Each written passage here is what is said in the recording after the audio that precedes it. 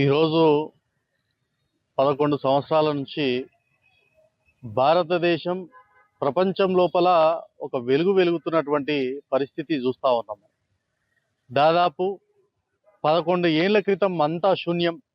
భారతదేశం అంటే ఇంకా అభివృద్ధి చెందుతున్న దేశం అనే మాట్లాడుకునే వాళ్ళం. కానీ ఈరోజు మోదీ గారి పాలన లోపల దేశం 4వ అతిపెద్ద ఆర్థిక వ్యవస్థగా రూపుదిద్దుకున్నది.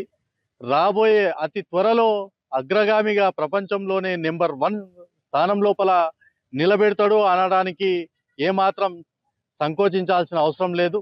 ఖచ్చితంగా మోదీ గారు వచ్చిన తర్వాత ఆయన రోజు 18 గంటల టైం, ఒక 24 గంటలు సమయం ఉంటే 18 గంటల పాటు భారతదేశం కోసం, భారతదేశమే తన కుటుంబంగా చేసుకొని అహర్నిశలు దాని గురించి, అంటే ఒక్క రోజు కూడా సెలవు దినం లేకుండా కష్టపడుతున్నటువంటి వ్యక్తి, నిస్వార్థమైన వ్యక్తి నరేంద్ర మోడీ గారు అని చెప్పవచ్చు. ఈరోజు మనం ఆపరేషన్ సింధూర్ చూస్తున్నాం.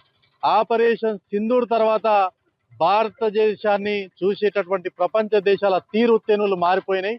ఈ దేశంతో కూడా అత్యాధునికమైనటువంటి వెపన్స్ ఉన్నాయి. అందరూ కూడా జాగ్రత్తగా ఉండాల్సినటువంటి పరిస్థితి ఈ ఆపరేషన్ సింధూర్ తర్వాత మనం చూస్తున్నాం.